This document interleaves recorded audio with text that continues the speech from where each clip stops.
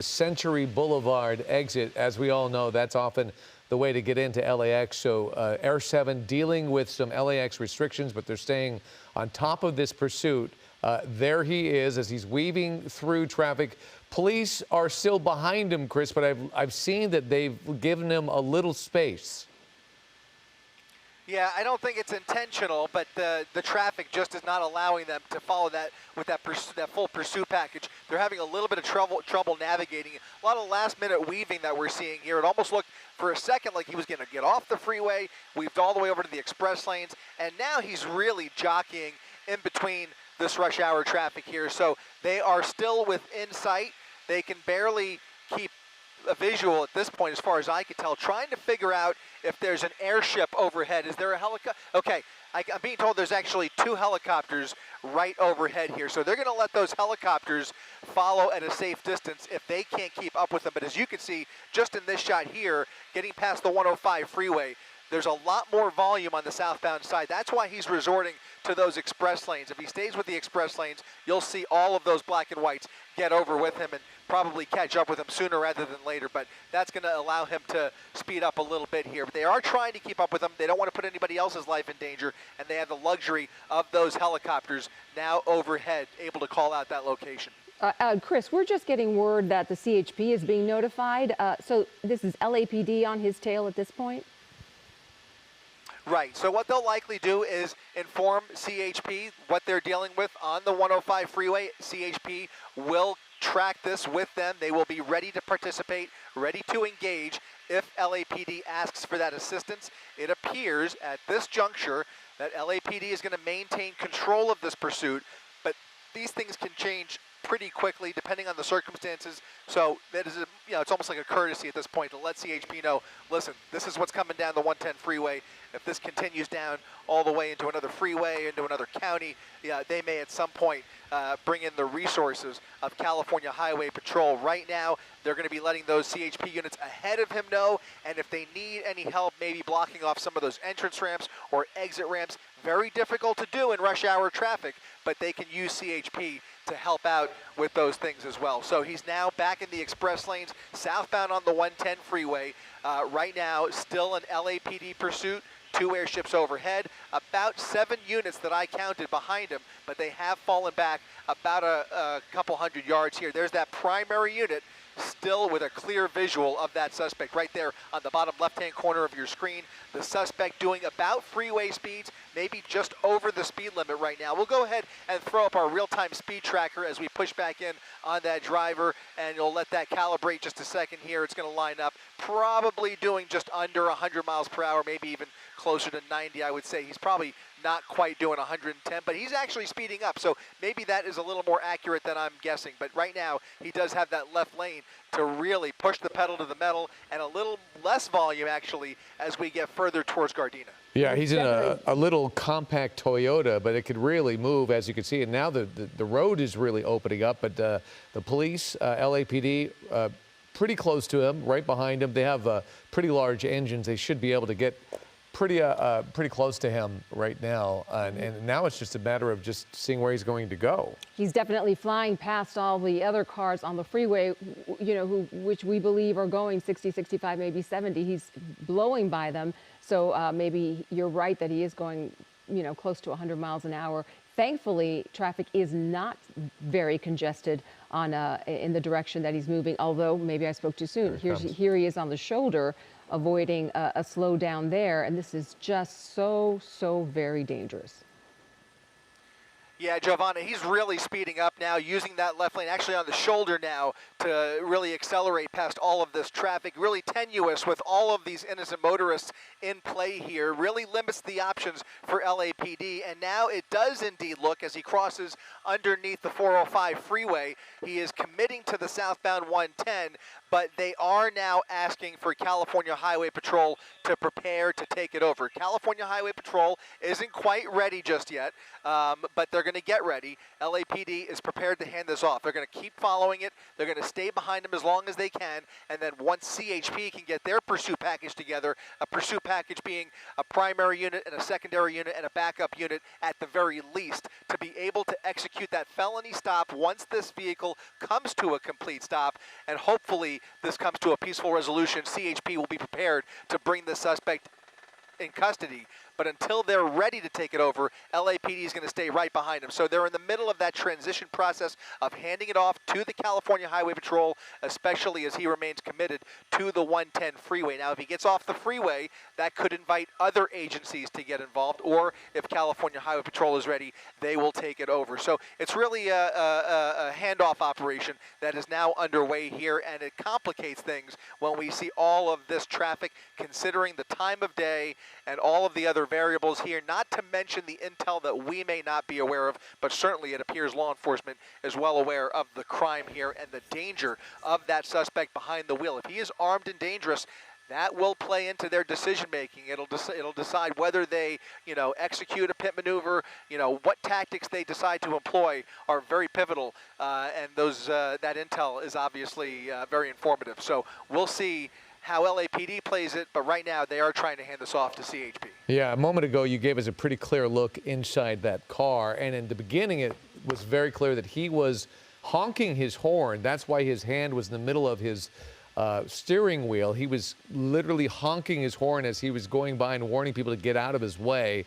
And then a little bit after that, he was on his cell phone. I don't see anybody else in the car right now, at least in the passenger side. It's very difficult to see in the back seat right now, but he is he is bent on getting away any way he can and really accelerating through this traffic.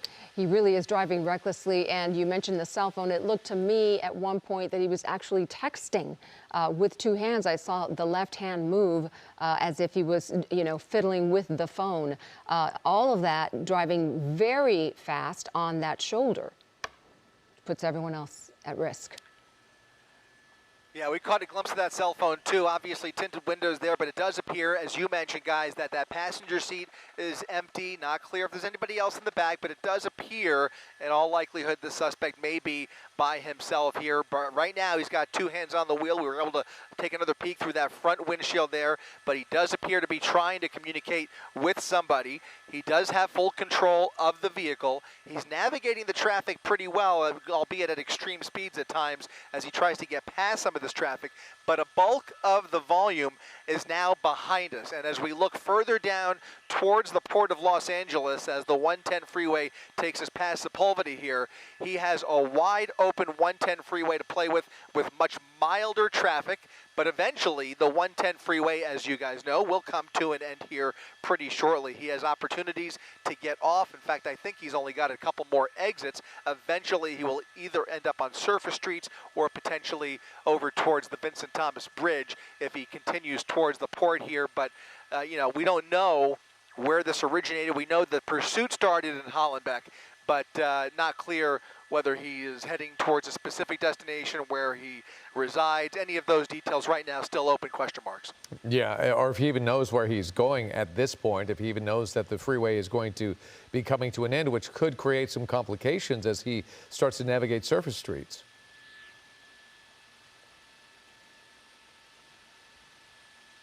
I'm sorry, David, one more time. I lost you just a second there. Yeah, I was just talking about where he might be going and assuming what his behavior is going to be once he starts having to negotiate these surface streets. But if he does get off this freeway, then does the transition still take place, as in the CHP, or maybe the LAPD just stays with it?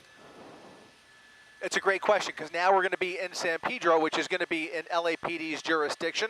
So they will have the chance here to maintain control of this pursuit, even if they hand it off to a different division. We have been in the city of LA this entire time, but the fact that he was on the freeway did prompt them to hand it off, or attempt to hand it off. What I'd like to do, when you have a chance, Josh, just want to peek over at that primary unit, that SUV behind him. I think that is still LAPD. I just want to double check. That is still LAPD right behind him. So what we know for sure is that handoff has not taken place yet. CHP still getting prepared, getting units in place, but it's not easy. It's you know, they have to have the units available. Here he is getting off. He's going to cut somebody off. He's going to go over the gore point here, and he's going to get off at, let's Terminal see, Island? we'll get this exit here. It's at the Terminal Island exit, but he's now going to be on surface streets here momentarily as this ramp takes him underneath the 110 freeway and eventually towards the Vincent Thomas Bridge. He is actually about to get on the Vincent Thomas Bridge if he doesn't take this final exit here, which will be Harbor Boulevard. If he bypasses Harbor, he will end up on the bridge and he will take us all the way into the port. It looks like he's hugging that left lane, and if I'm not mistaken, he is now committed. He is now committed to, oh no, over the gore point. This is his last chance. A little last-minute maneuvering there really points to what you were talking about, guys. He really may not know where he wants to take this. He possibly he's slowing down. just making this up, going the wrong way now. He's now taking the entrance ramp, going off, thinking he's going to lose these cops, going head-on with these semi-tractor trailers that are trying to get towards the port, now going the wrong way on Palos Verdes Street as he comes head-to-head with other motorists, threading the needle, coming head-to-head with innocent drivers trying to get onto the bridge here. He is now going the wrong way on the entrance ramp, getting off at Harbor Boulevard, making a wild left-hand turn here, and really ramping things up. This is going to change the entire profile of this pursuit. That maneuver is enough to attract a lot more attention, going over the dividing cones there, and now trying to just put any amount of distance that he can between him and those primary units. But you can see now we have clear desperation. There's a guy directing traffic right here. He's like, what's going on with this guy? Well, he has no idea. This is a major pursuit coming right through the port here, and this suspect is desperate. He is now desperate to get away. We are seeing a much different behavior now behind the wheel than we've seen at any point during this pursuit as he tries to figure out his next move here. I hesitate to say where he's going to maybe end up next here, but it doesn't look good. If he continues this type of driving, somebody could get very hurt. Going the wrong way, head on with all those vehicles without any regard for anybody's safety here. We're seeing clear violations of multiple traffic rules, and obviously LAPD can't go the wrong way the way he is willing to go. So now they have to reconfigure their strategy, figure out how to get units ahead of him. I don't know how far back. I doubt they were able to go the wrong way the way he was, but it looks like there's a black and white near the bottom of the screen. So there is somebody prepared there. Look at him, going against traffic again, and now getting back on the 110. He went through that intersection, past cross traffic, almost got into another head-on collision, and is now going northbound on the 110 freeway. He's going to get back on the freeway here, and just look at the damage there. That was not there before, I do not believe. I think that is new bumper damage as he ran up against one of those oncoming vehicles. There was a minor collision there, and that may start to affect the vehicle. We'll see what he does here, but now he's northbound on the 110 freeway, now going the opposite direction.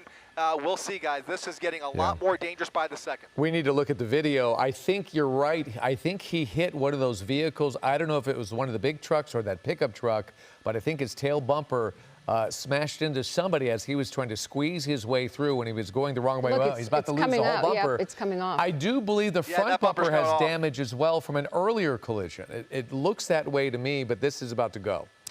And when this does go, it creates a terrible situation for drivers behind him. That's going to fly onto some car. You know, the bumper there will likely fly into traffic lanes. Yeah, that bumper is really concerning me. That bumper, if that bumper flies off, it's only being held on by a couple of bolts now. If that bumper flies off, that could create a real hazard for any number of the drivers that are in the vicinity here, and it's also going to affect the vehicle at some point here. So now we have a dangling bumper that is not a light piece of rubber. That is a real hazard if that flies through somebody's windshield. So you've got that factoring in here. LAPD still in pursuit here, able to get on the freeway with him. I can't tell you exactly how far. About a half mile, I'm being told. About a half mile back is the closest unit. So once again, it's falling on that helicopter to maintain a visual of this suspect as he comes speeding up the 110 freeway. Now, you noticed as we got past Sepulveda earlier, things really got lighter on the 110 freeway. Now that he's going the opposite direction, he doesn't have much traffic I would say for another quarter mile, maybe another half mile, and then things are about to change. There's a lot more traffic coming up if he continues in this direction. I wouldn't even be surprised if he tries to get off the freeway. He seems to be more comfortable on the freeway though in general, which is why he maybe just decided to just get right back on. He just didn't feel comfortable with those surface streets. On the video on your right, that is when he was going the wrong way. Watch closely. We think somewhere around here. Yep. Oh, that was it. It was the pickup truck. Yeah, that's what he had hit, was the pickup truck, and then that's what jarred that back bumper loose. But earlier in the pursuit, it looked like his front bumper had some damage to it, which may have happened earlier in this pursuit before we joined it, because he has been driving recklessly, undoubtedly, as you can see, and he is bent on getting away any way that he can. Yeah, you're right about that, and the fact of the matter is we don't even know if this vehicle, who it belongs to. Again, it all goes back to what they are working with in terms of information. We don't know if this is a stolen vehicle, what other crimes are involved surrounding this suspect. I can tell you traffic is about to come to a complete stop momentarily. That may or may not inhibit him, because right now he is dedicated to that shoulder. He's using that shoulder to get around all of this rush hour traffic. LAPD still trying to catch up, but you can see now it looks like there's 2 units coming up ahead here. They may be positioning for a spike strip. Look at that. They've stopped traffic ahead of them. Look at this. They've stopped traffic and they spiked him. They spiked him in the middle of rush hour traffic on the freeway, deploying that spike strip, and it looks like it may have been successful. Brilliant. Look at that front left tire. If that front left tire was struck, it's most likely that the front right tire was likely struck, but that looks like that tire is already deflating from hitting that spike strip. That is going to really slow this vehicle down here as he tries to get off, going around the semi-truck. Back on the shoulder here. Excellent job by the California Highway Patrol, able to set up for that spike strip. That's why I don't think we've seen that before. Each other to try and coordinate. I don't think we've seen that before on the freeway. Move, Giovanna. It's been especially with all that traffic. The freeway spike is something they will try, but it's something we see more common up in the desert or maybe up the Grapevine, where they've got a long stretch of freeway and empty pavement to just lay down that spike strip. I think you're right. I have never quite seen one in the middle of rush hour traffic. They were able to effectively create a traffic break, and then right at the traffic break, lay down a perfect spike strip right as he cleared the traffic jam there. And now it looks like he's thinking about getting off the freeway, getting off of the 110 freeway now, as that tire is already coming off. That tire was immediately deflated. There goes the tire. Now he's riding on one rim. I don't know what the other side of the vehicle looks like, but he's getting off now. LAPD right behind him. He's coming between these 2 vehicles here. We know he's willing to ram into other cars. He's done it already. He's gone the wrong way. He has sped right through traffic, and now it looks like this vehicle is on borrowed time.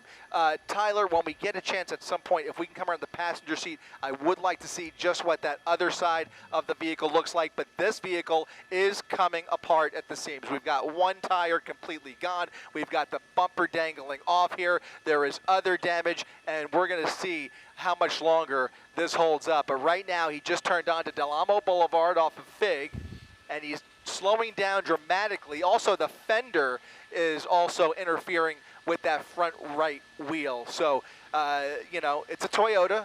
It'll go the distance, but it is on borrowed time, guys. Absolutely. And if you are just joining us, we have been on this pursuit. What's very important about this pursuit is we believe that this is a murder suspect. So beware of that. If this does come to an end and he jumps out of the vehicle, we need to be prepared for any possible scenario. We believe this is a very dangerous person that is in this car. And there's the damage. Front right tire as well. The passenger side tire looks like they got that as well. They lured him with that shoulder, Chris, and he fell for it. He went right at it and went right at them and that spike strip.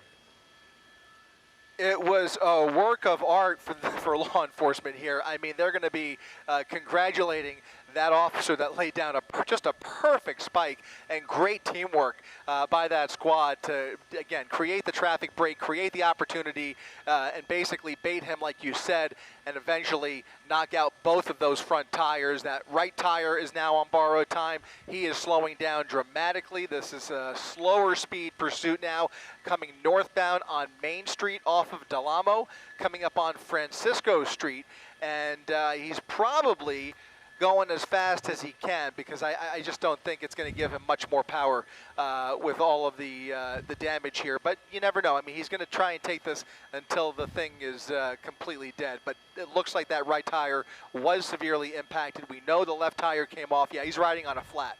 Yeah. And maybe even the rear tire too.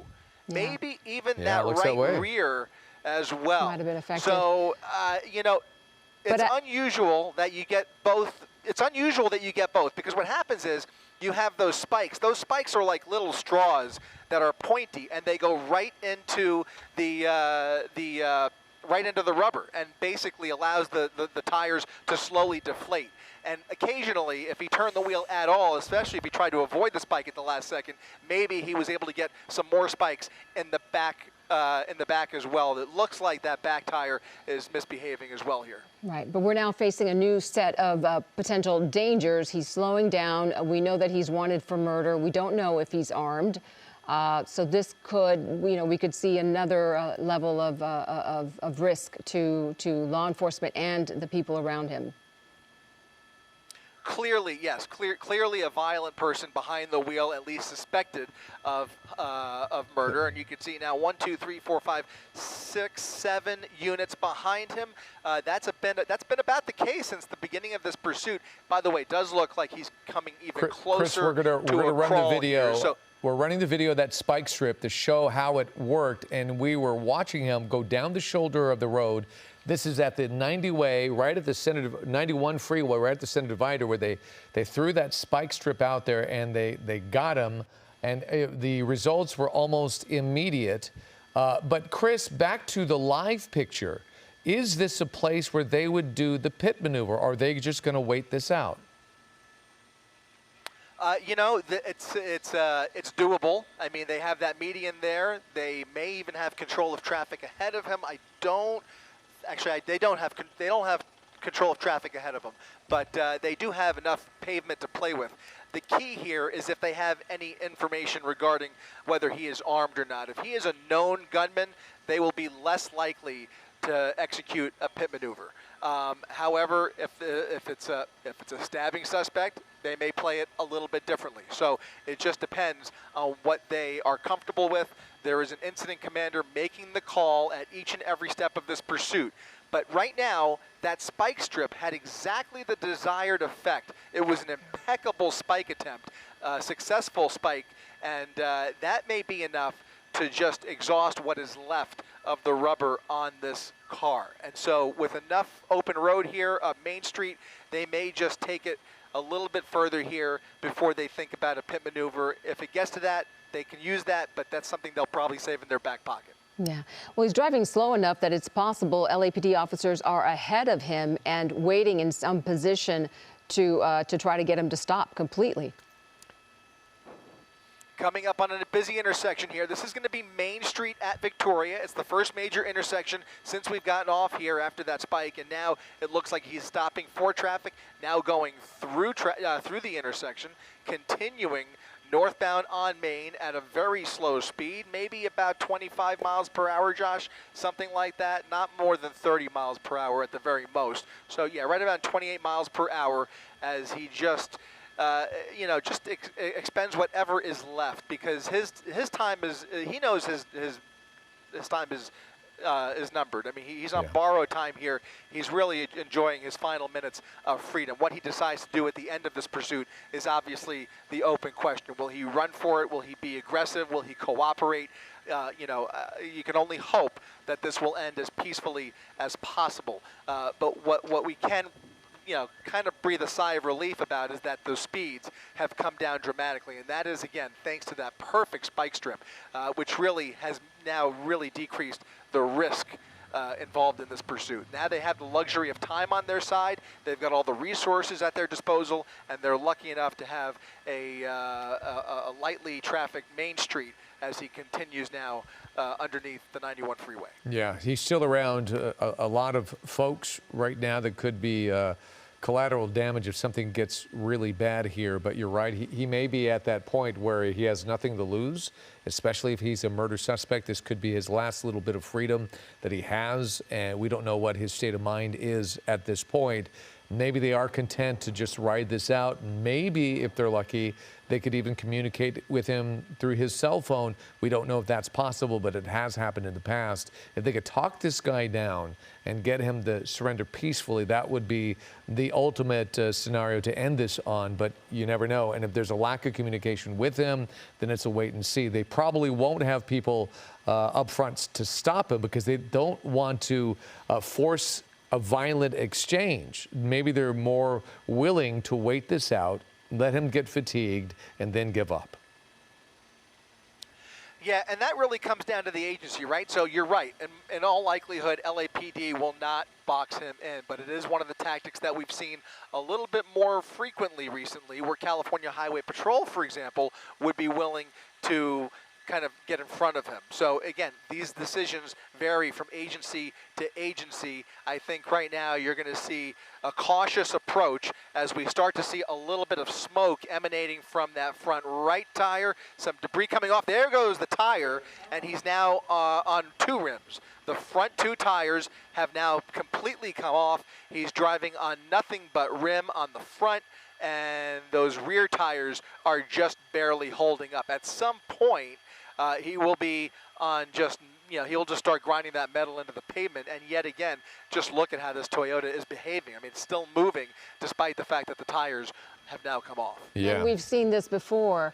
Other pursuit suspects in cars driving on wheels, so much so that sparks start to fly. And the car catches on fire. We've seen it about 3 times this week already. Wow, that is something. He's going to have a real hard time maneuvering. He could go straight right now, but trying to turn this thing on metal rims, on asphalt, will be exceptionally difficult. I'm sure he knows that as well.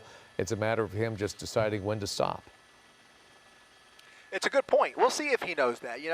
Depending on his state of mind, he may or may not realize that. If he tries to turn that wheel, it could absolutely play into the favor of law enforcement and kind of bring this vehicle to a stop. His best move, you're right, is to just keep going in a straight line. Going up Main Street all the way into South LA, he could get a little bit more distance. But if he tries to turn that wheel, it could change the behavior of the vehicle dramatically. So if he's aware of that, we'll see. But right now, this is a desperate individual behind the wheel of this vehicle. The driving that we've seen here, the close calls, it's almost a miracle that nobody has gotten hurt. We have seen at least one collision.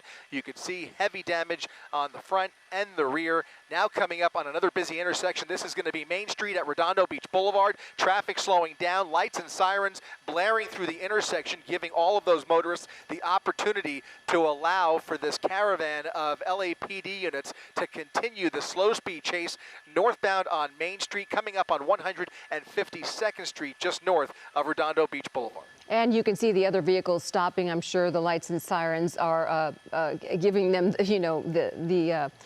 the information they need to know to stop and just be cautious and let officers and this pursuit suspect go by. We've been following this pursuit since about a few minutes after 4 o'clock. It started in the Hollenbeck area, and this suspect is wanted for murder. He was driving on our local freeways in the South LA area all the way to Long Beach very recklessly at high speeds. And then we saw law enforcement lay down that perfectly planned spike strip on the 110 freeway, and that is when he lost his tires, and now he continues on at slow speeds. We still don't have information on exactly what murder he's suspected of, but this is a murder suspect, and he is obviously refusing to give up. It was a really dangerous pursuit for quite some time, him going the wrong way on entrance ramps, which was really scary, but that's part of the damage you see on the back bumper. But that perfect spike strip really changed this pursuit, Chris, and that's when he slowed down, and it put law enforcement in command of this, and now it's just a wait and see. And boy, he is refusing. That's dangerous. Close calls here. Yeah, he's taking every opportunity to squeeze through here, despite the red light, going right through the red light, right through cross traffic here at Rosecrans Avenue, northbound on Main Street. You're right, David. That's when everything changed with that spike strip. It'll go down in the LAPD highlight reel for sure, or I should say CHP. I believe it was CHP. We'll have to double check that. I believe that was CHP that set up for that spike strip. Either way, great teamwork on the part of both LAPD and the CHP. It's one of those things that is, they're very difficult to pull off, and to do it in the middle of rush hour traffic on a busy freeway at this time of the day, I mean, kudos to those guys, because it really has minimized the danger here, as he is not able to accelerate the way he was earlier on in this pursuit, doing triple-digit speeds down the freeway. Now we're fortunate that he's on surface streets. He can't go much faster than he is right now. So LAPD, again, with time on their side, they don't have to really stress too much until he comes to a stop, and then they will be ready for anything at the conclusion of this pursuit. Hopefully it'll end as peacefully as we are watching here, because right now it's kind of giving him the opportunity for his adrenaline to start coming down. He's able to kind of, push the pedal to the metal and not really get very far. LAPD in the same position now, with a lot more opportunity to triangulate, have units ahead of him here, and even potentially at some point possibly hand this off to another group of units, another group of LAPD units. They will do that frequently. After a certain amount of time, they want to replace those LAPD units to keep everybody fresh and make sure everybody has got the endurance that they need to bring this to an end. I mean, again, at these speeds, if it's a full tank of gas, this could go on for a while without really putting anybody else in danger. A slow speed pursuit up Main Street, even though he's riding on rims, I mean, again, unless he does something dramatically more aggressive, they could just kind of ride this out. Now doing about 26 miles per hour on Main Street here, coming up on 130th. And I would say for about the last 5 to 10 minutes, he's really been going in a straight line. Yeah, he can't go. So let's show you that wrong way video first. Look at this, the audacity as he turns into oncoming traffic. That is an entrance ramp that he's using as an exit. And look at the first thing he runs into are two huge 18-wheelers. He gets by them, but it's when he tries to squeeze through this oncoming pickup truck. You'll see his back bumper hangs up on the bumper of that pickup truck, and that's what started the damage to his back end of his vehicle. He keeps going quite violently and quite dangerously, and it was soon after that that he got onto the 91 freeway and he runs into those spike strips, which changed everything. But there you can see it, him trying to squeeze through, putting a lot of people in danger and squeezing. This is near the Port of Los Angeles, by the way, so there's always a bunch of traffic there and huge trucks just like that one. Somebody trying to direct traffic. You'll notice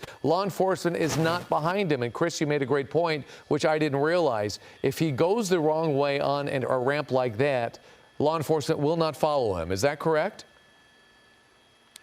Most of the time, that is exactly right. They will not make that turn because it just puts too many other people in danger. Now, at some point, either one of those officers did go the wrong way, carefully, not at the speeds he was going, or there were other officers near that, near where traffic was being directed there. It could be that another officer picked it up. In any event, the original group of pursuing officers were able to get off of that ramp safely and get back involved here. Again, they've been very fortunate here that they've been able to keep up with him. Again, the speeds have also allowed for that. Ever since he pulled that maneuver, the speeds have been very manageable. And so they were all able to keep up with him, but you're right, they weren't able to go the wrong way the way he was, especially at those speeds. He got very desperate. He either saw something that spooked him or it was just a last-minute erratic move to try and lose that pursuing officer. But for whatever reason, that was his last exit before getting onto the Vincent Thomas Bridge. Whether he's familiar with the bridge or not, I cannot tell you how familiar he is with this part of town, but he did make a very last-minute, almost random decision to try and go the wrong way and try and lose those officers. But then right after he did that, he went right through the traffic cones and started some really desperate maneuvering. And now it appears that he's gotten that out of his system. He's now just riding this car until the wheels come off. He doesn't have much choice. Here's earlier video of when the first tire came off of his vehicle, his Toyota. That was after the spike strip. And that was the first, I guess, the first of several signs that his car was falling apart. We saw the bumper there for quite some time after he hit that truck as he was coming off that on-ramp. So the bumper, he's been holding onto that dangly bumper for a while now. Yep, now coming up past Imperial Highway here, northbound still on Main Street. We've now covered quite a bit of distance since he got off of the 110 freeway. He's now made his way all the way back into South LA, now past the 105 freeway, and the slow speed chase continues, and LAPD just following now at a safe distance, trying to, at the very least, notify these busy intersections that there is police activity coming in their direction. Again, because of the slow speeds, we're at less risk of a high-speed crash. You know, he could very easily T-bone as he moves through these busy intersections through cross-traffic. He's slowing down for the red lights, kind of giving traffic an opportunity, waiting for his space. But if he was going much faster, which I imagine if he had 4 tires to work with and really accelerate this vehicle, he would be speeding through some of these intersections, and that would put so many more lives in danger. I would be so much more afraid right now if we were speeding through these busy intersections. But that spike strip has accomplished so many goals all in one fell swoop, and now he's just kind of riding. Go look at this, going the wrong way, still swerving around over the double yellow lines to get around traffic at 108th Street, continuing northbound on Main Street, but not really willing to sit in any kind of traffic. He just wants to get this vehicle as far as he can. He's not going to get very far. We kind of know, we have an idea of how this is going to end. We just don't know how long it's going to take or if he's going to be cooperative at the end of it. But you can now see that it's just a matter of time until this vehicle gives up on him. And so he's just basically using every last bit of metal. Yeah, and let's be clear, we still don't know if for sure he has a weapon, but we have to handle this very carefully. We have some video of that spike strip we've been talking about. Look at him going down the 91, and watch closely right here. They send out, there's a spike strip. He hits it perfectly. He was flying down the shoulder, Chris. They had traffic stopped on the 91. He took the bait. He went down the shoulder where they had the spike strip set up, and he went right over it. It's like they knew what he was going to do, and they gauged it perfectly. One more time, showing you the traffic stop, the spike strip right there. The one space that he can squeeze through, and that's where the spike strip was, and he took it. And to his demise, that's what led to the downfall of 3 of his 4 tires, and now it's a waiting game. And that really took a lot of planning, if you think about it, because there was a lot of traffic on the freeway. And that means that CHP officers or LAPD had to get ahead of the traffic and slow down the traffic, the speed to a stop. So that was a lot of thought and planning. Yeah, I would love to see the background on that. I don't know if it exists, but that is a good story to tell when this thing does come to an end. Are you dealing with some flight restrictions, Chris?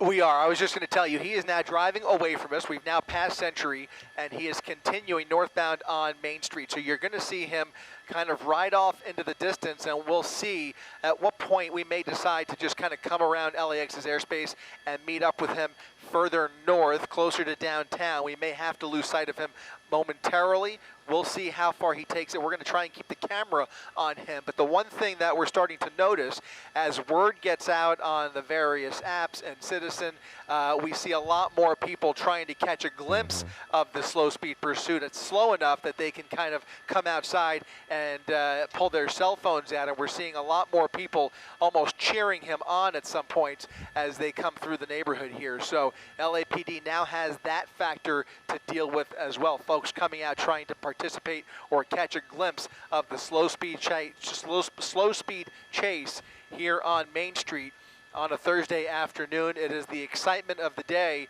in this part of town, and some folks obviously trying to catch a glimpse. But in any event, you can see that original pursuit package still in tow here. They are now right on his tail. He is well aware of his predicament, and that car still crawling along northbound past 88th Place. As he gets smaller, we're going to have a little bit of heat in the way here. You'll see the picture start to get a little blurrier, and in a couple minutes here, we'll probably come around, try and meet up with him. Yeah, let's go ahead and do that now while we have the chance, especially at these speeds. We might even be able to position ourselves on the opposite side. Now getting into oncoming lanes of traffic again. Every time he comes up on these smaller red lights, he goes over the double yellow lines, gets right back onto the correct side, but he still is going northbound. I think the likelihood of him turning is starting to diminish. He's going to take the straight up Main Street, most likely, very possible, and most likely right back to the original neighborhood where this pursuit started over an hour ago. So we're going to lose sight of him momentarily. We're going to try and keep the camera on him. You can see all of those flashing lights right behind him here on Main Street, and we will try and do our best to keep a visual of him. Okay, Main Street, he just passed Manchester. That was that last major intersection, if you're familiar with that neighborhood, and there's a lot of folks out and about right now as this slow speed pursuit goes right on by, and we're staying on top of this because if you're just joining us, this is a murder suspect. This is something that police and law enforcement are taking very seriously. They're not going to let this guy go. And now that they had that perfect spike strip, they don't have to let him go because he cannot maneuver or move fast enough to be that much of a danger to society. What is the big question is this guy armed? And what's going to happen when he can't go any further? What is the reaction going to be? Is he going to give up, or is he going to run, or is he going to fight? And we have to be aware that these possibilities exist in a big way, especially if this is a murder suspect, Giovanna.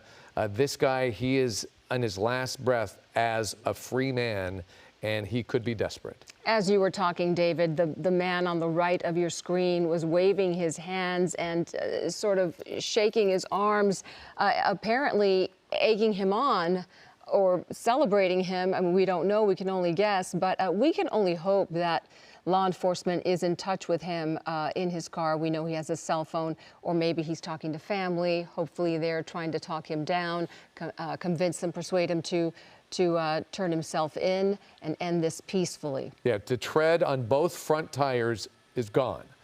The back tire, we believe one of the back tires is also punctured.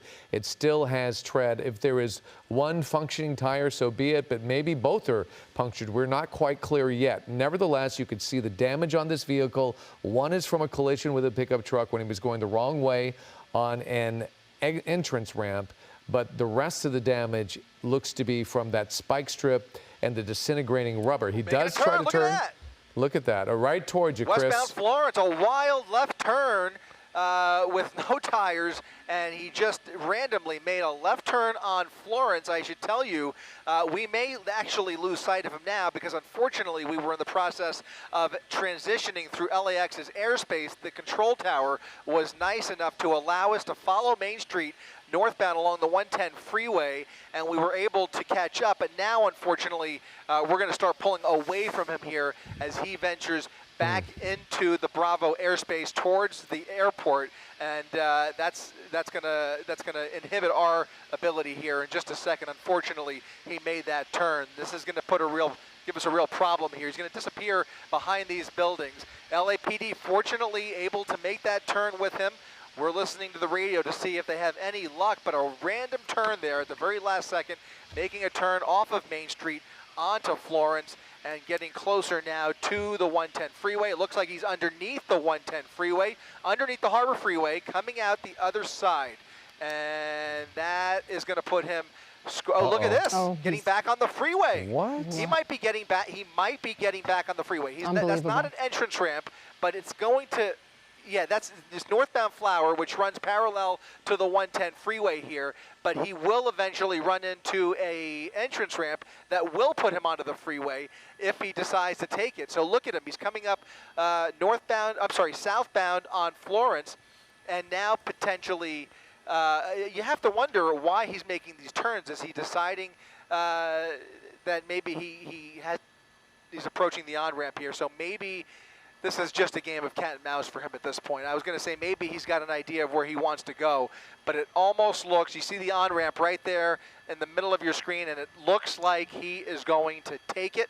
Wow. We will see here if LAX allows us to reverse course, because now we are behind him. Once again, we've transitioned northbound. Now we are just south of downtown LA, looking south along the 110 freeway. And once again, he's put himself in a position where he's in even thicker traffic. I mean, we're further into the rush hour than we were earlier, and you can see a much bigger backup on the southbound side of the 110 freeway. I presume he'll make his way over to those express lanes again, but he's not going to go very fast because we know that those wheels are giving out on him. Those rims are on borrowed time.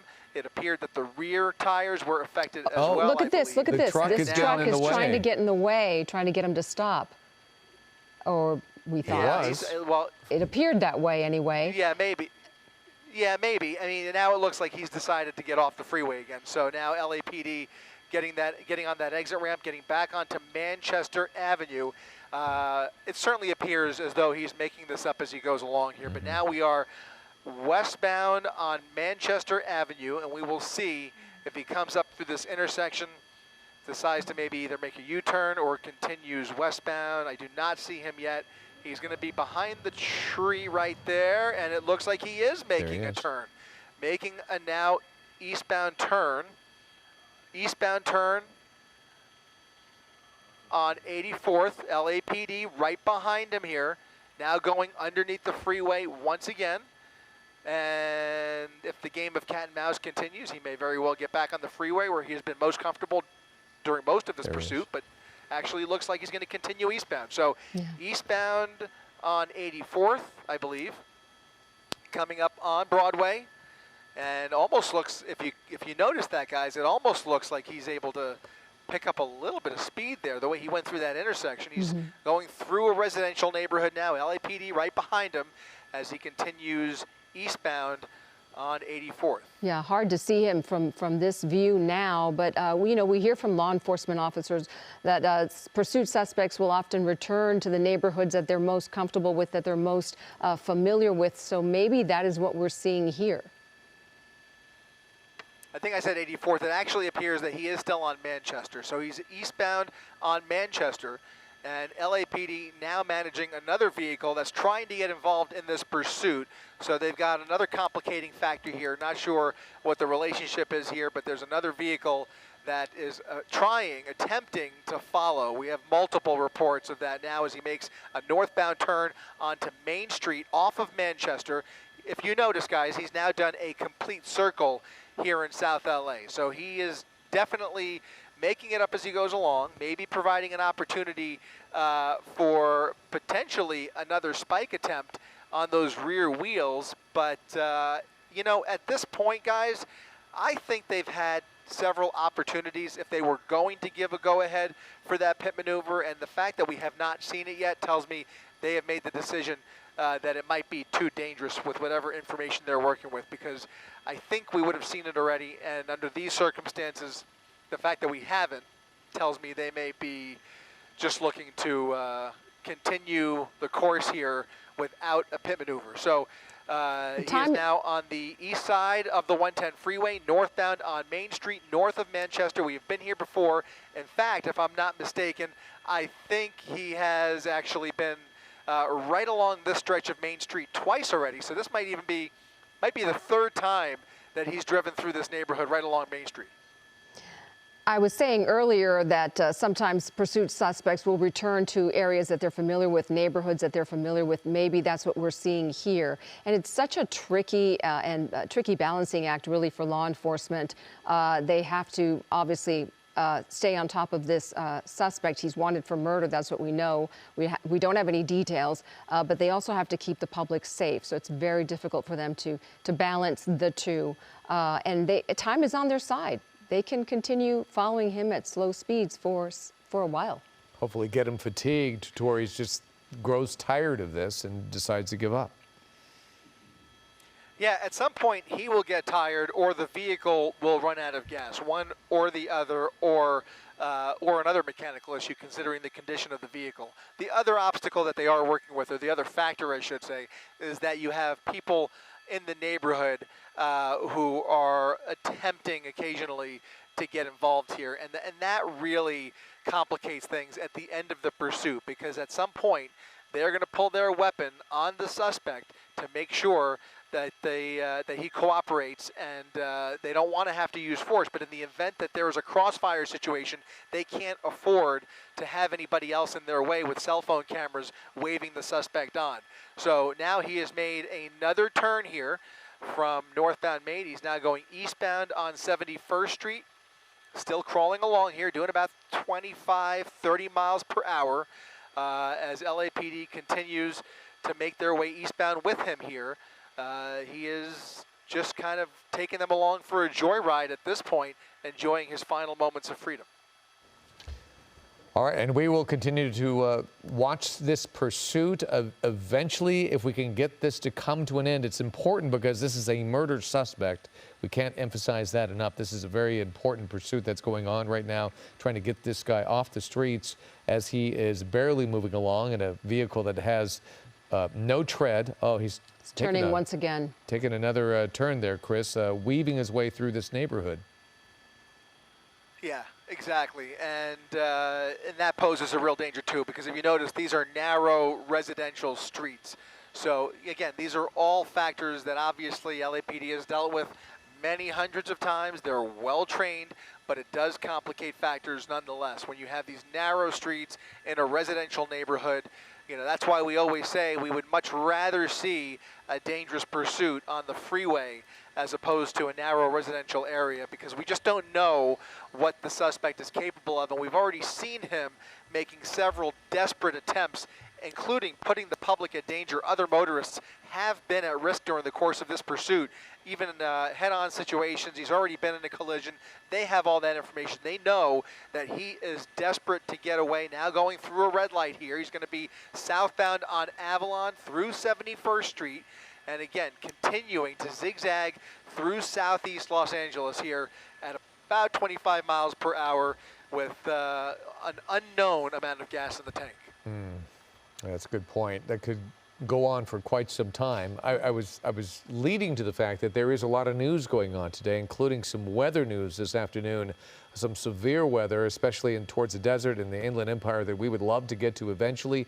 We have another helicopter out in that area that is covering the weather. But of course, we want to see this come to a conclusion because this is a dangerous pursuit and this suspect will not give up. Nevertheless, law enforcement is taking it seriously, and they are content on, at least so far, Chris, to see this guy just meander through the streets until he decides to give up.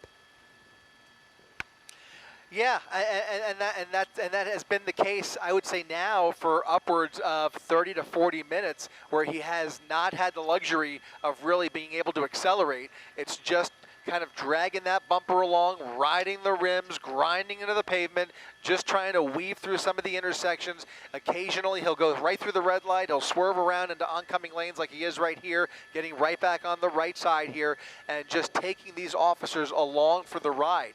But the fact of the matter is, it is not a normal suspect behind the wheel. It is a murder suspect who is presumed, or suspected, I should say, of taking the life of somebody. And so just the behavior that we've seen during this pursuit, the crime that has been committed here, the original one, the other crimes that are associated with him, it is a dangerous situation, to say the least, and it's not over until it's over. They don't know what they're going to be dealing with when he eventually comes to a stop. If he's desperate enough, they will be prepared for any situation. But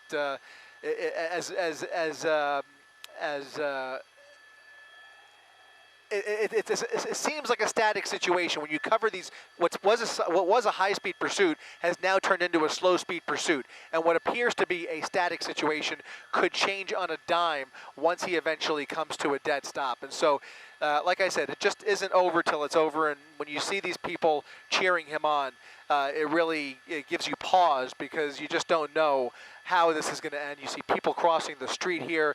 Some people seem completely unknown about the pursuit, but they hear the lights and sirens coming through this part of South LA. And just knowing who was behind the wheel here, we know what they don't realize. And it is a dangerous person, to say the least. At least he's stopping there at that intersection on a very busy street and letting some of the traffic go by, and law enforcement patiently watching him. Obviously, the ultimate scenario is for this to end peacefully no matter what, so they are willing to be patient about it. and let that come to a conclusion. We are approaching Eyewitness News at 5 o'clock, and when we get to the 5 o'clock hour, we will show you some of the more dramatic moments within this pursuit, and you can see how dangerous it was. By joining it right now, you see it going at a very slow pace, but that is for very specific reasons. If this guy had the ability, he would definitely try to get away as quickly as possible in a very dangerous way, which we have been seeing. Chris, you're on the move again. We are on the move. We've now been given clearance to transition southbound and hopefully meet up with him on the other side here as we transition over the 110 freeway. We're going to lose a visual here for a couple of minutes. The hope is that he either comes to a stop or continues in this direction, because obviously navigating LAX airspace is complicated and is a little bit tricky. So we're going to lose him for a little bit here, but what I can tell you is that as he continues the pattern that he's established, which involves a number of loops through this part of town, whether he continues the circle or if he continues southbound on Main Street, they have asked for another spike strip. So if they have the opportunity, if the pattern continues, they will make another attempt at spiking those rear tires if they have not deflated already. And based on the ability to maintain control of the vehicle, I'm guessing that those rear tires are still doing a bulk of the work there. And so for that reason, they want to make sure they knock out all four tires. We know that the front two are gone. He's already riding on two rims. Now they want to attack that rear axle and make sure that they've done everything they could. And now I understand that the spike strip has been laid down. We'll see if he hits it. We may not be able to show it right away, but as we come around on the other side, we'll be able to kind of line up with him on Main Street. So he's going down Main Street. We're traveling down the 110 freeway. When we get to the 105 freeway, we'll be able to cross over and hopefully see him coming southbound towards us as he continues. Now, if he continues southbound, that's one thing I'm hearing on the radio. He may have just made a westbound turn, possibly on Century, so we may have a glimpse of him coming towards us here as we transition through LAX's Bravo airspace. Just kind of keep an eye out for him, Josh, as we come up on Century. We may see him coming towards us if we get lucky here.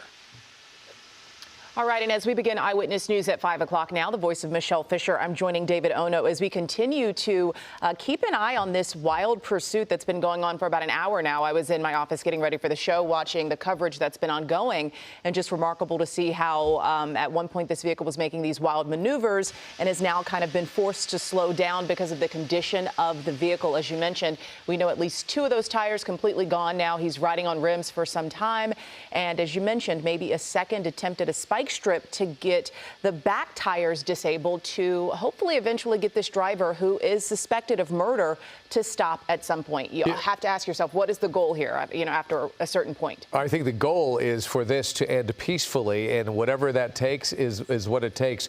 As Chris Southbound Avalon. Chris is maneuvering. That is the live picture on the left-hand side. He's moving around some LAX restrictions. What you see on the right-hand side is some of the video that we shot during this pursuit. This pursuit has two very different personalities. Very dangerous on the right-hand side, where he was flying down the freeway, sometimes in excess of 100 miles per hour. There you see it, and police right behind him. Then, with his maneuvering, you'll see him as he sways from one lane to another, and eventually he will get off the freeway, but as you can see, paying no attention to the close traffic. Here is where he goes the wrong way on an entrance ramp, and this is where you start to see, Michelle, where he endured some damage. He squeezed by these 18-wheelers, but it's right here where there is a pickup truck that he's going to try to squeeze between, and boom, he hits his back bumper. That's what rocks his... Spike strip. Look at the spike strip. He's going around the spike, guys. Sorry to interrupt you there, David. Go right ahead. LAPD officer laying down a spike strip on Avalon Boulevard,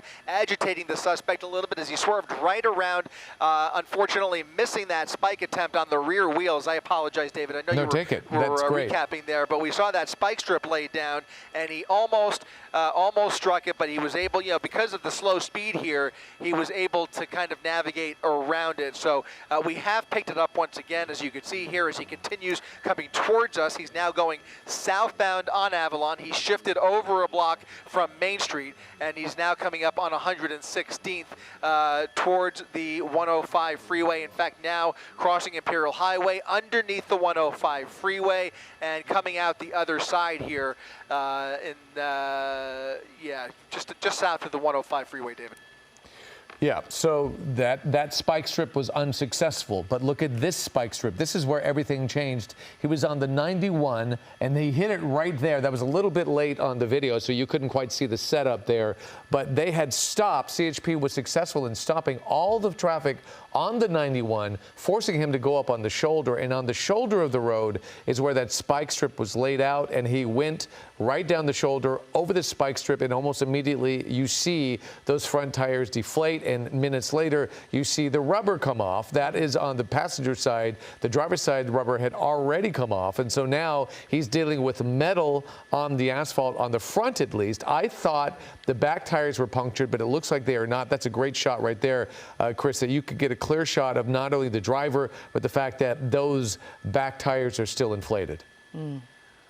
Yeah, especially that left rear. That left rear fully inflated. Unbelievable to see that front left rim still almost intact, despite the amount of distance he's covered just driving on those rims. That rim is intact. I would almost expect by now that we would have seen it start to fall apart, see metal flying off, and see those sparks kind of flying off the vehicle, but that's not happening. That rim, look at him gesturing towards the ice cream truck as he tries to put some distance between that primary unit here. You saw he was wearing some AirPods in his ear as we caught a glimpse through the driver's side window there. But now going back, I believe, underneath the 105 freeway, now going northbound on San Pedro, northbound San Pedro Street, back in the opposite direction, just past the 105 now, and he has done yet another loop after evading a second spike strip attempt. Unfortunately, he was able to navigate around it, so those rear tires that appeared to be well inflated, still doing the work here on this rear-wheel drive vehicle. The beauty of the first spike strip, really, though, has been that it has forced him to slow down significantly. And he is still driving, of course, as we're seeing, but, you know, not doing a lot of the dangerous maneuvers, weaving in and out of traffic as much, high speeding that he was doing for the first half of this pursuit. That is, you know, the beauty in what they were able to do in terms of disabling some of this vehicle. I'm just shocked that the rear bumper is still hanging on there. And that thing is hanging on by a thread, too. By the way, you saw just a moment ago, he was going northbound and eventually saw another officer. It appeared that there was another LAPD officer setting up for another spike strip. Didn't quite have enough time, but he was able to go and make that turn anyways.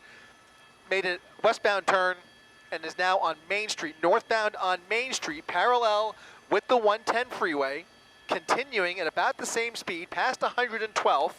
And, you know, for a good amount of time now, we have been on these surface streets. Here comes another spike strip attempt. He goes right around that one as well. These officers doing a great job of predicting his next move. But again, because of these slow speeds, it gives him a little more time to prepare as well. So they kind of have an idea as he establishes this pattern.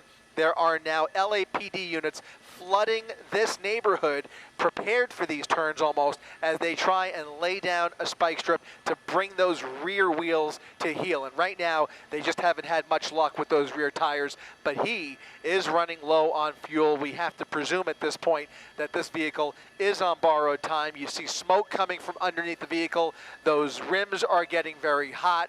If he continues braking, they're going to get very hot, and it's going to eventually give up on him. And as you mentioned, even that bumper, just hard to believe. It's hanging on by maybe one bolt at this point and still being dragged along Main Street as he continues northbound after doing several circles through South LA.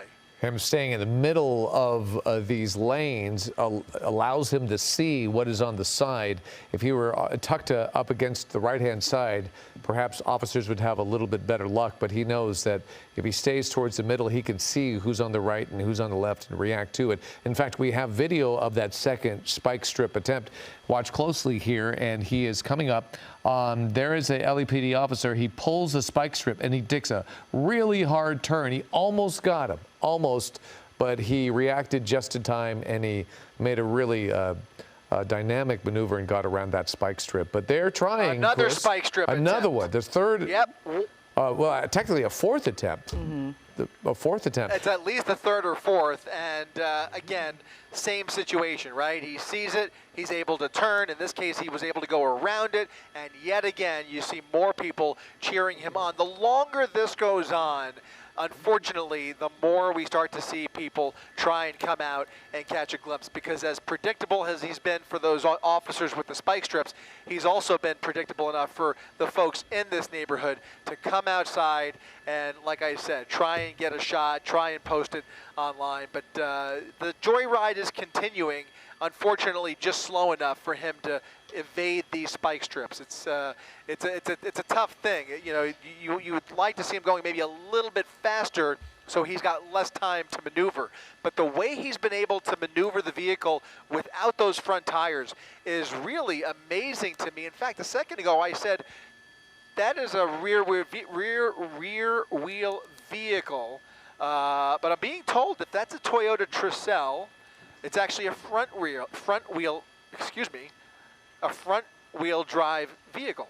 And so almost hard to imagine, guys, but if that's true, that means that that front axle is doing a lot of work here with no tires. It's pretty remarkable that that it's gone on this long. You know, just a couple of nights ago, we followed a pursuit that was well over an hour long in a GMC truck that was riding on rims well into our 11 o'clock show, and then the wheels just came off. I mean, literally, the rims started falling apart. We saw chunks of metal just falling off the vehicle, and we're not seeing that today with this little compact Toyota. In fact, you know, from the last good shot we had of those front rims, they looked almost intact. And here comes, look at that, somebody, a pedestrian throwing garbage at the front of the vehicle, slowing them down a little bit. Here comes another LAPD officer with spike strips. He's not gonna, he's trying to get around that. They didn't even lay it down, but now he's trying to go through this red light, weaving all over the road. This is gonna start to do damage, I think. I think part of the reason those rims are intact is because he's been going in mostly straight lines, but that vehicle, just remarkable, like I said, that it's still going on like this. Really, really crazy, but a good thing. I mean, thankfully that he's going as slow as he is, because we know that the person behind the wheel would be so much more dangerous had they not executed that first spike strip so well, so perfectly, really changing the dynamic of this entire pursuit, despite the fact that it's gone on as long as it has. But I have to reiterate, there's a reason we have not seen them employ a pit maneuver. They have made a conscious decision not to pit this guy, and that has most likely something to do with the information that they have on the suspect. Yeah, we don't know if this suspect is armed or not. We know that it's a murder suspect, but we don't know if they have a firearm or what they have in the vehicle with them. So that would be, you know, an increased danger to officers to try to do, you know, a pit maneuver. And anything could happen after that. So a great point, Chris, to bring up in terms of why we haven't seen that, in case our viewers are wondering why officers don't try to just get in front of him and stop him that way. Yeah, and all of those tactics, you know, like I said earlier, they vary from agency to agency, but they are very well calculated, and they train for this obviously all the time, both in the real world and on pursuit tracks that they have at the academy, and they are ready for any and all scenarios. We've just seen this so many times. We have multiple pursuits a day here in Los Angeles, and so this is something that they are used to. It's just a little bit unusual that we see it go on this long, and that's because of the crime that's been committed here. This is a murder suspect who they are treating with kid glove care and giving him every ounce of leeway possible, despite the fact that he has shown so much desperation just during the course of this pursuit today. We don't know when that homicide took place, but just during this pursuit, we have seen such dangerous behavior. They are treating him, again, with kid glove care to make sure they can minimize the risk to the general public. The whole point here is to continue this pursuit as safely as possible. And the fact that he is wanted for murder means they are not going to let up on him, but they're going to do this as safely as possible without putting the public in danger. And that's what we're seeing here. That is the reason this has gone on for well over an hour now. And you can see LAPD, again, flooding this neighborhood with units ready for a felony stop, ready with spike strips if the opportunity allows, and ready to protect the public on either end of the street once he pulls over or stops the vehicle in between two intersections. So they will stop traffic at some point. When it comes to a stop, he's now making his way underneath the 110 freeway, back on the other side here, up Flower, making a westbound turn off of northbound Flower, and that may be, he's going to be either at 81st or 82nd Street, now heading towards Fig. Again, these are all streets, guys, that we have been on already. He's covered a lot of the same territory over and over again. So if some of these streets look familiar, trust your instincts. We've been here before. He has navigated these streets just in the last hour and is starting to repeat them as he just kind of makes up these maneuvers as the afternoon rolls on here. Again, paralleling the 110 freeway, now southbound on Figueroa Street. As he's coming right towards you now, Chris, yeah, this does seem to be his familiar neighborhood, as we always see. He found his way back here. He's staying here now that he is on these streets and taking almost a circular motion or a square around this neighborhood, going back and forth, up and down these streets. I think the fact that the LAPD tried so many spike strips, it shows that they do or would like to see this come to an end, and they're trying to push it to that conclusion. And I guess knocking out those back two tires would be a choice thing to do to get him to be unable to accelerate or maneuver any further, and perhaps convince him to give up peacefully.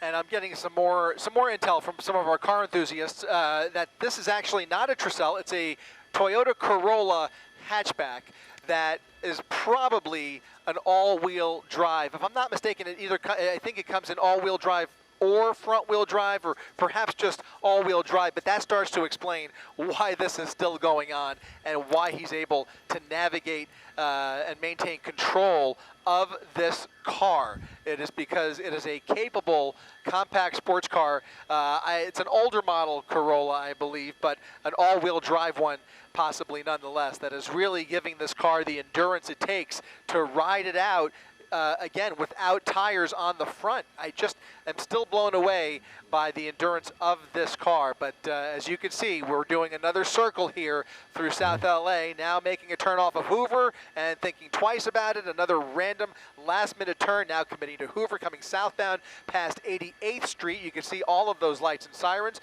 Right behind him, all of the traffic at the intersection stopped at the red light there. And once again, he's coming towards us, now another block over to the west, down Hoover Street in this Toyota Corolla. And we also had mentioned a bit earlier, too, it's not only the endurance and how long this has been going on without those front tires, but even, you know, the left and right turns that he's making. I mean, you have to imagine that on the asphalt and concrete there, as he's making those turns with metal on metal, that would have an impact on the vehicle, too. But we haven't seen it impacted much, you know, which is just mind-blowing to all of us. Yeah, the brakes are hanging in there. You know, it's interesting, Chris and Michelle, that we've learned so much about vehicles by covering pursuits. We see ones that some vehicles perform incredibly well, others are exceptionally clunky. Unfortunately, this is a well-made vehicle that seems to be able to just continue to go, even though it is severely handicapped, but it doesn't stop him. And in the past, Chris, we mentioned this in the last hour, when we see tires go down to the rim, we often see sparks. And when the sparks hit, sometimes the car catches on fire. We haven't seen sparks on this vehicle just yet, although it does look like that back bumper is really starting to flop around there somewhat. Yeah, we had a little bit of distance, so we haven't really gotten a close look at the bumper in a while, but it does look like it's either close to falling off or maybe even off. It looks like we'll see here as he makes the turn. Yeah, now it's just hanging by a thread there. So still dangling, but just barely. And it certainly appears that, obviously with this all-wheel drive vehicle, he's able to maneuver it with those rear wheels doing a bulk of the work. But again, those rims are still spinning. They are still basically intact because he's not really going fast enough, although you can imagine just how hot they're getting, and that's why we occasionally see a little bit of smoke coming from underneath the vehicle. But now he's going back towards Figueroa. Look at this, picking up steam actually a little bit as he makes a wild last-minute turn northbound now on Fig Street, doing yet another circle back underneath the 110 freeway, and now northbound on Figueroa. All of those LAPD cruisers absolutely comfortably able to keep up with him here. Here comes another spike. Two officers with spike attempts, almost throwing it. Look at that. I think he dragged the spike. I think he dragged that spike with the rear wheel. That may have the desired effect if that rear wheel got caught on the spike strip. One of those officers, you saw two spike strips laid down there, and one of them, I think, got caught under the rear wheel, and he might even be dragging it. We'll have a little bit of clarity here in just a second. He may have left it behind, but I think it made contact and was now, look at this, he's coming very close. Another close call with another motorist here going around traffic southbound on Flower, coming towards us once again, right along the 110 freeway here. He is definitely animated now as he tries to figure out his next move. We're seeing a lot more turns, a lot more aggressive behavior behind the wheel as each and every one of these spike strip attempts kind of gets his adrenaline going once again. Now underneath the 110 freeway, I thought maybe he might even think about getting back on the 110 freeway, but he's obviously familiar with LA rush hour traffic and is not willing to get involved in that mess again. So he's going to stay on surface streets and once again continuing this circle around South LA. And look at that. It does look, I can't say for sure, guys, but it looks like in addition to that bumper, I think he is still dragging that spike strip on the left rear corner of that vehicle. Wow. That is something that I haven't seen before, but that was quite the effort by that police officer to toss that spike strip towards him as he was trying to maneuver away from them. And if he was successful, then maybe at least that driver's side back tire might be deflating. Hopefully it is, and it does seem to be a little bit more difficult for him to maneuver the vehicle. Maybe it's just me making that up, but it does seem to be a little bit more difficult for him to make these turns now. Yeah, it almost, I don't know. Yeah.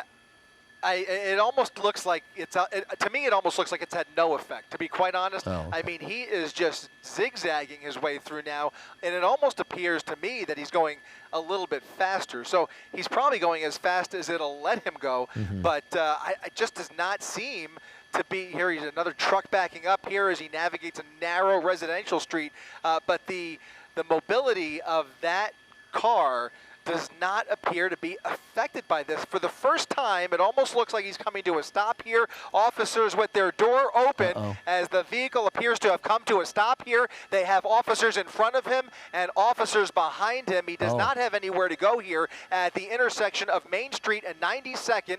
It has now come to a stop. Officers with their guns drawn out of their vehicles. We do not have good eyes on the suspect, but you can see that officer right there on the left-hand corner of your screen, left-hand side of your screen rather, now instructing that suspect to get out of the vehicle, and we will see if he cooperates here momentarily. You can see there was an LAPD officer waiting at the other end of that street, and that was enough for him to bring the vehicle to a stop.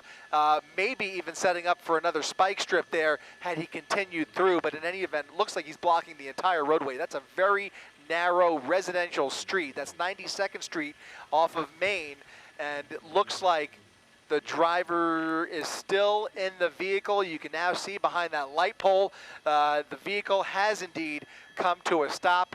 It looks like this pursuit is coming to an end, but as we said earlier, and as we always say, it ain't over till it's over.